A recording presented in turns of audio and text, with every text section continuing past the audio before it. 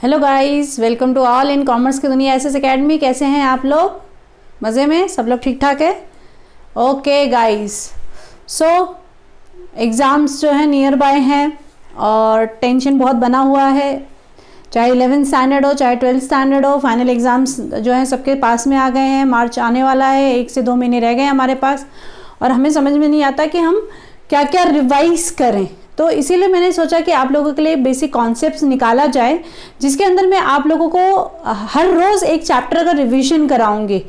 मतलब जिसमें जितने भी ट्रांजैक्शंस होते हैं, जैसे अकाउंट्स के अंदर हर चैप्टर के अंदर जितने भी ट्रांजैक्शंस होते हैं, हम उन ट्रांजैक्शंस को लेंगे और उसके बेसिस पे क्वेश्चन रेडी करेंगे। उसके इफेक्ट किस तरीके से होते हैं उसको करेंगे और उसको सॉल्व करेंगे, जिससे वो आपको बहुत ज़्यादा हेल्प करेगी और जिसे हम एज अ मैराथन लेके चल सकते हैं। जिसे हमें बहुत ज़्यादा कन्फ्यूजन रहता है कि मतलब हम अपना रिवीजन शुरू कहाँ से करें, तो मैं चैप्टर वाइज आपको रिवीजन जो है बताने जा रही हूँ।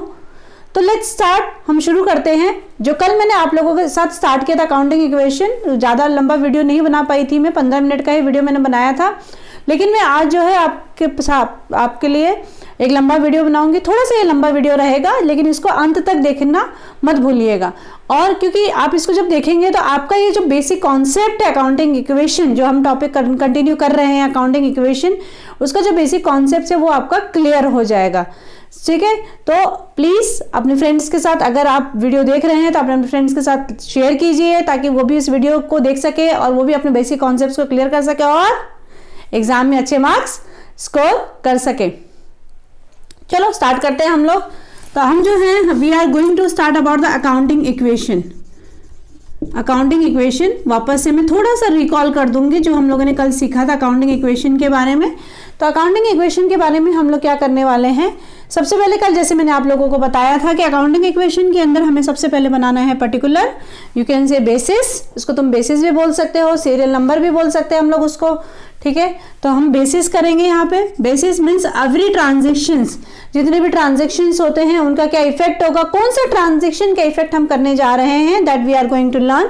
बेसिस हम यहाँ पे लिखेंगे, then we will write here assets, ठीक है, इज इक्वल्स टू लायबिलिटी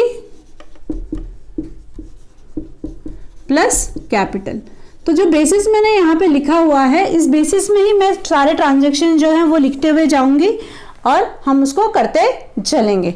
ठीक है, तो ध्यान से देखिएगा, कहीं पे भी कंफ्यूजन हो, you can make me a call, you can make me a comment. तो मेरा कॉन्टैक्ट नंबर है 9764699899। हिचकिचाइएगा मत, घबराइएगा मत, कभी भी आप जो है वो कॉल कर सकते हैं मुझे और व्हाट्सएप कर सकते हैं, कमेंट कर सकते हैं। मैं आप लोगों के लिए ही हूँ, आपके डाउट्स क्लियर करने के लिए ही हूँ।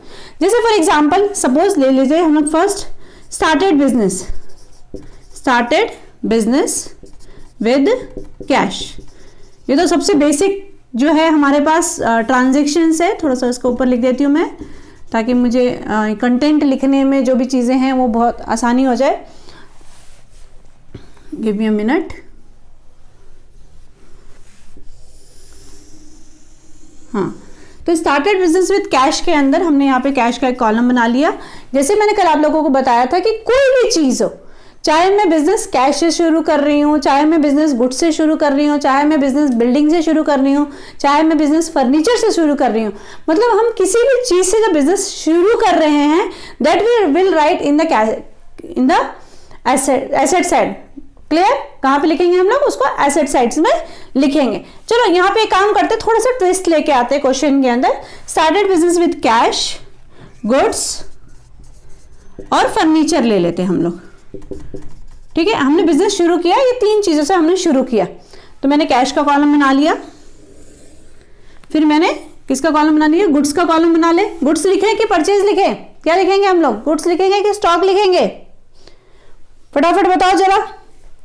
We will write stock. क्या लिखेंगे हम लोग? स्टॉक लिखेंगे। गुड्स की जगह पे हम क्या लिखेंगे? स्टॉक लिखेंगे।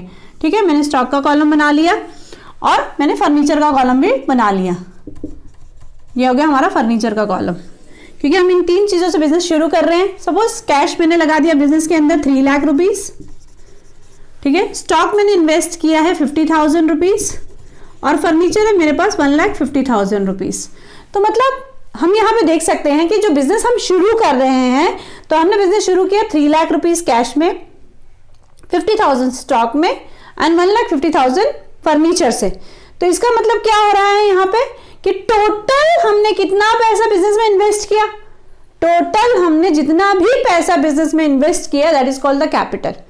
What means capital means what, क्या होता है कैपिटल मतलब किसी भी चीज से जो हम बिजनेस शुरू करते हैं तो उसको हम लोग क्या बोलते हैं, कैपिटल बोलते हैं।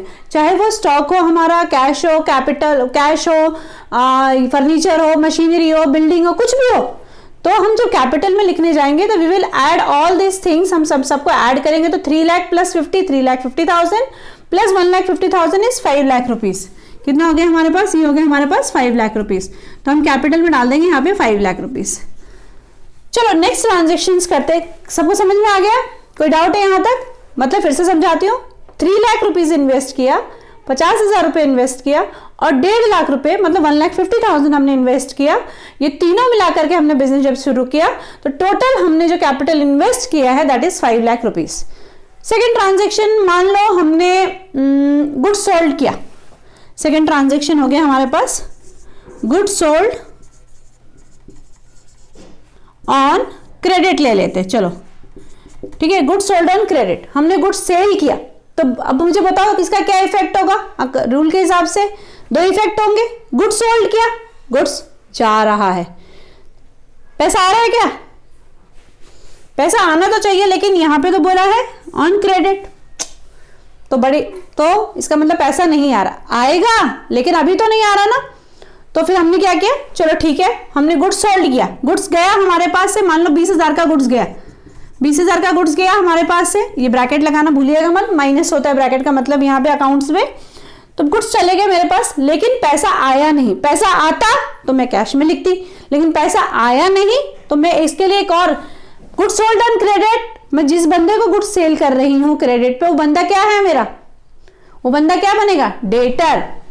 ठीक है, जिसको भी हम गुड्स सेल करते हैं क्रेडिट पे, आप मेरी पुरानी वीडियोस डेटर और क्रेडिटर के ऊपर देख सकते हैं, तो जिसको भी हम गुड्स सेल करते हैं क्रेडिट के ऊपर वो बंदा हमारा डेटर बन जाता है। और परचेज ऑन क्रेडिट करते हैं, यहां पे याद रखो, अगर हम गुड्स सोल्ड ऑन क्रेडिट कर रहे हैं तो जो बंदे को सेल कर रहे हैं तो वो बंदा हमारा हो जाएगा डेटर, और जिससे हम गुड्स परचेज कर रहे हैं, अगर हम सपोज गुड्स परचेज कर रहे हैं ऑन क्रेडिट तो वो बंदा जो है हमारा क्रेडिटर हो जाएगा। क्या हो जाएगा, वो बंदा हमारा क्रेडिटर हो जाएगा। तो ये चीज भूलना नहीं, बच्चे बहुत ज्यादा कंफ्यूज रहते हैं और ये बहुत सबसे ज्यादा गलती इसी में करते हैं।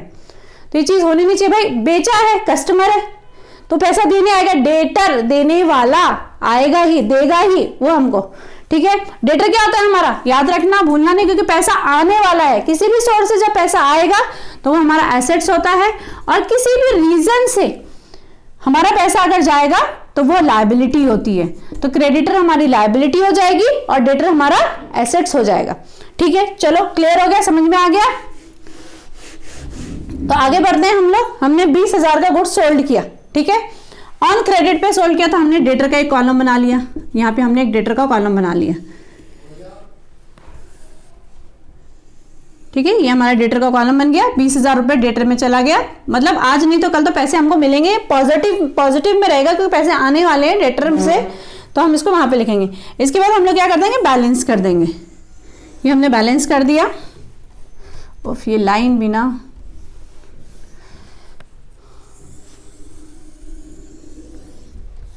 तो ये हम लोगों ने यहाँ पे बैलेंस किया। बैलेंस करने के बाद हमने देखा कि कैश में हमारा 3 लाख रुपीज है, प्लस स्टॉक में हमारा 50 में से 20 चला गया तो कितना बच रहा है, 30,000 बच रहा है हमारे पास। प्लस फर्नीचर में कुछ नहीं हुआ तो एज यूजुअल फर्नीचर हम 1,50,000 लिख देंगे, प्लस डेटर हमारा 20,000 का आ गया, और हमारे पास कैपिटल कितना हो गया, 5 लाख रुपीज हो गया।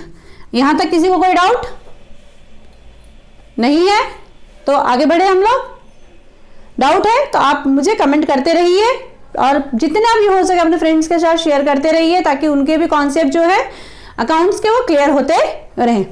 ठीक है, ओके, चलो हम लोगों ने कर लिया। और थर्ड ट्रांजेक्शन ले लेते हैं। कौन सा ट्रांजेक्शन लें हम लोग? सपोज अगर हमने गुड्स सोल्ड ऑन क्रेडिट कर दिया, चलो मान लो कि डेटर ने पैसा दे दिया,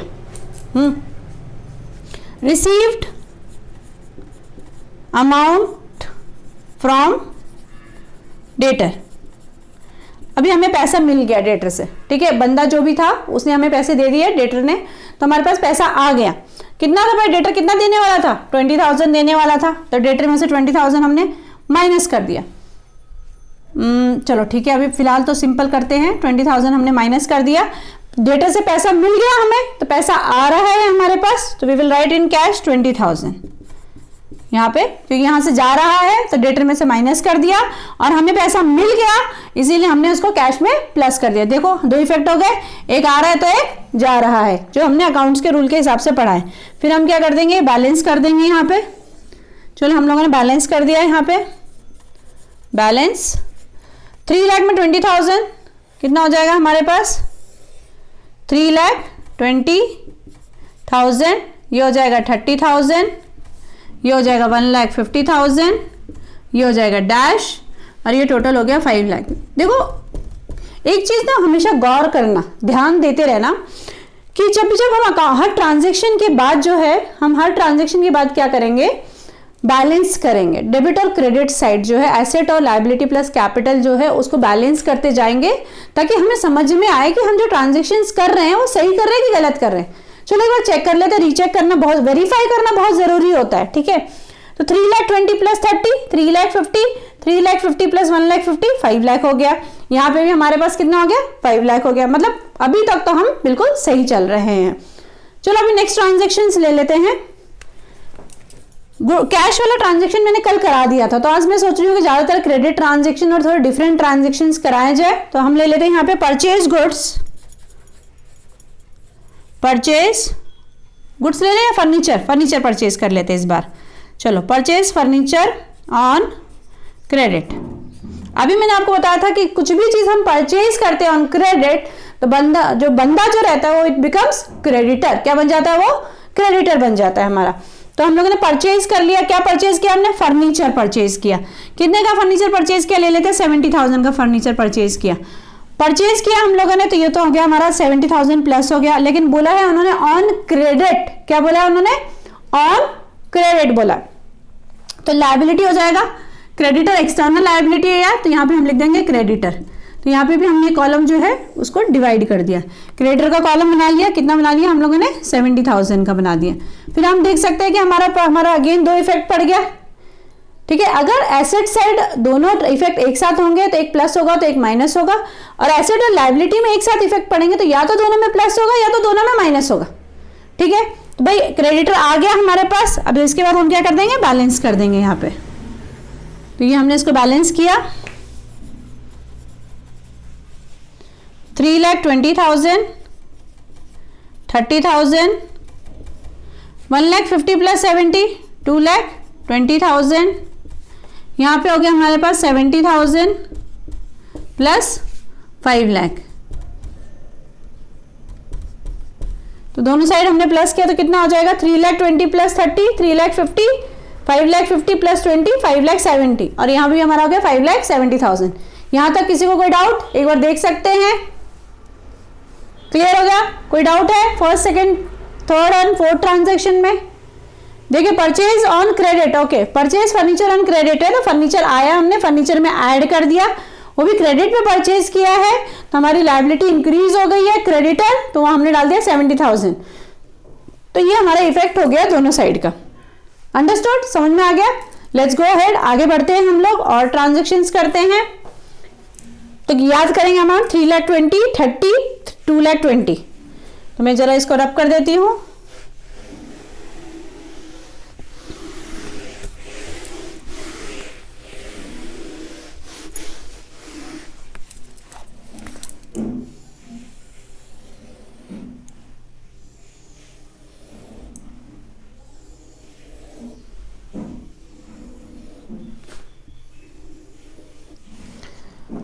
तो अभी हम यहाँ पे लिख देंगे बैलेंस, जो हमारा कंटिन्यू चल रहा है, ये कंटिन्यूशन में चलेगा। तो 3,20,000, फिर आ गया 30,000, फिर आ गया 2,20,000। डेटर हमारा कुछ बचा नहीं है तो जरूरत नहीं है, हम डेटर का कॉलम हटा सकते हैं अब, क्योंकि डेटा हमारा खाली हो गया। आप लोग कंटिन्यूशन में रखिएगा, आपके पास स्पेस बहुत ज़्यादा रहेगी तो कोई प्रॉब्लम नहीं रहेगा, आप यहाँ पे डेटा। ओके गाइस, तो हम लोगों ने पिछले उसमें वीडियो में देखा कि हम देख रहे थे अभी कि इंटरेस्ट ऑन कैपिटल जब भी होगा हमारे पास, तो पहले हम कंपनी क्या करें, उसको माइनस करेगी और फिर उसको उसी में प्लस कर देगी, कैपिटल में ही प्लस करके, क्योंकि वो दे रही है। पहले फर्म के पास से पैसा गया तो इंटरेस्ट ऑन कैपिटल माइनस कर दिया, लेकिन वो पार्टनर को ही मिल रहा है पैसा, इनडायरेक्टली फर्म को ही आ रहा है, तो उसी में प्लस कर दिया। तो इंटरेस्ट ऑन कैपिटल का जो हमारा जो इफेक्ट क्या हो गया, पहले माइनस हो गया कैपिटल में, फिर क्या हो गया, प्लस हो गया। तो यहाँ पे हम लोगों ने लिखा बैलेंस नाउ 2,52,000, फिर आ गया 30,000, फिर आ गया 2,20,000। अभी कितना हो जाएगा हमारे पास, ये हो जाएगा 5,02,000, क्योंकि उसी में प्लस हो रहा है और उसी में माइनस हो रहा है, तो इफेक्ट जो रहेगा वो सेम, अमाउंट जो रहेगा वो सेम टू सेम रहेगा। अभी एक और ले लेते हैं, सपोज हम ले लेते हैं, let's take outstanding rent. Outstanding rent, बच्चे बहुत ज़्यादा कंफ्यूज रहते हैं इसमें भी लेकर के। अब मुझे बताओ आउटस्टैंडिंग रेंट है क्या, एसेट है कि लायबिलिटी है हमारी, पहले सबसे पहले हमें ये पता होना चाहिए।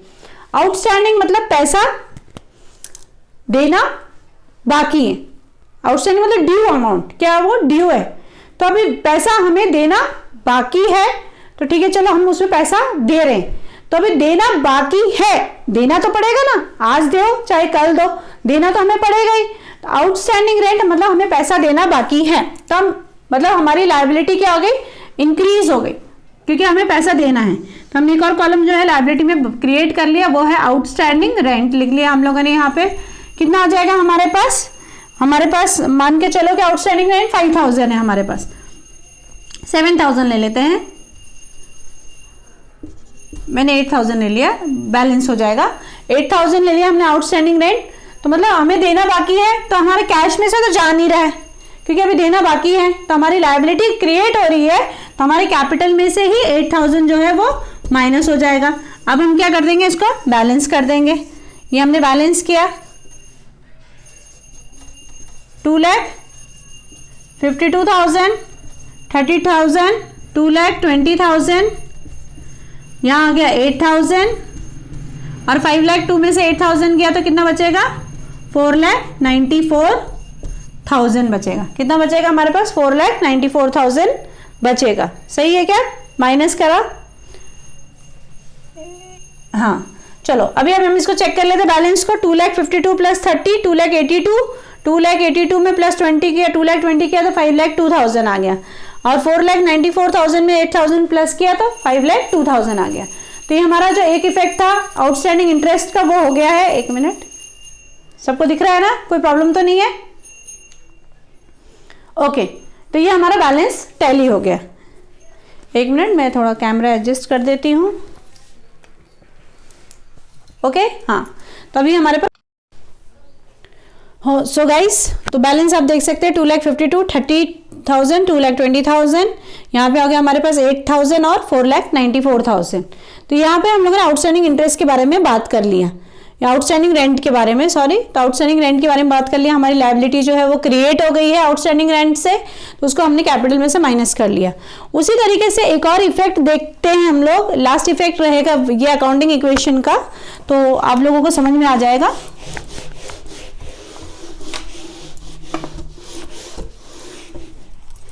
तो ये हो गया 2,52,000, 2,52,000 हमारा बैलेंस हो गया। 30,000 एज यूजुअल, 2,20,000 है, 70,000 का क्रेडिटर हमारा चला गया है, डैश हो गया हमारे पास, 8,000 का आउटस्टैंडिंग रेंट, और ये कैपिटल हो गया 4,94,000 हमारे पास।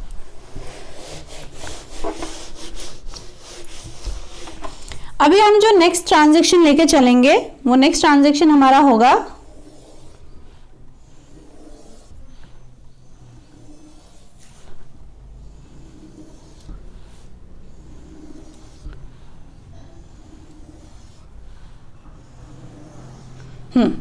तो नेक्स्ट ट्रांजेक्शन हम लेके चलते हैं 9th transaction, that is assume करके चलते हैं प्रीपेड इंश्योरेंस। प्रीपेड इंश्योरेंस कोई भी एडवांस पेमेंट होता है, मतलब कोई भी चीज हम अगर प्रीपे कर देते हैं तो हमारे पास से पैसा गया, चलो पैसा चला गया, मान के चलो कितना लेके चलते 2,000 रुपये हमने 2,000 रुपीज हमने पे कर दिया, लेकिन जब हम प्रीपे कर देते हैं, कोई भी एडवांस पेमेंट कर देते हैं, that is the asset for the company. वो कंपनी के लिए एसेट हो जाता है, किसी भी ऑर्गेनाइजेशन के लिए वो एसेट हो जाता है, क्योंकि हमने एडवांस में उसको पेमेंट कर दिया है। ठीक है, तो हम यहाँ पे लिख देंगे prepaid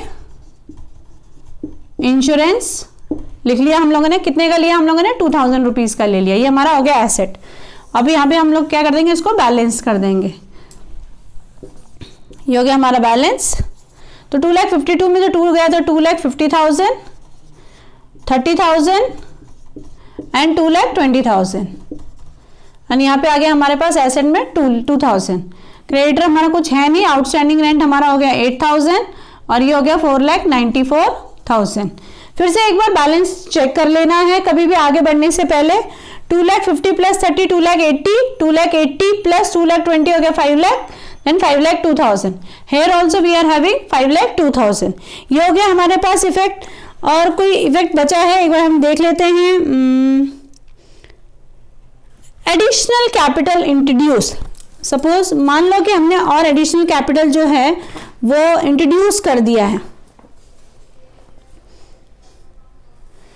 additional capital introduce, trend transaction, additional capital introduce किया अगर सपोज हम लोगों ने, तो भाई एडिशनल कैपिटल आ रहा है ना। मान लो कितने का कैपिटल आ रहा है? 50,000 कैपिटल और हमने बिजनेस में ऐड किया, तो पैसा आ रहा है बिजनेस में 50,000 एसेट में प्लस, कैश में प्लस, और कैपिटल में भी हमारा 50,000 जो है वो प्लस हो जाएगा।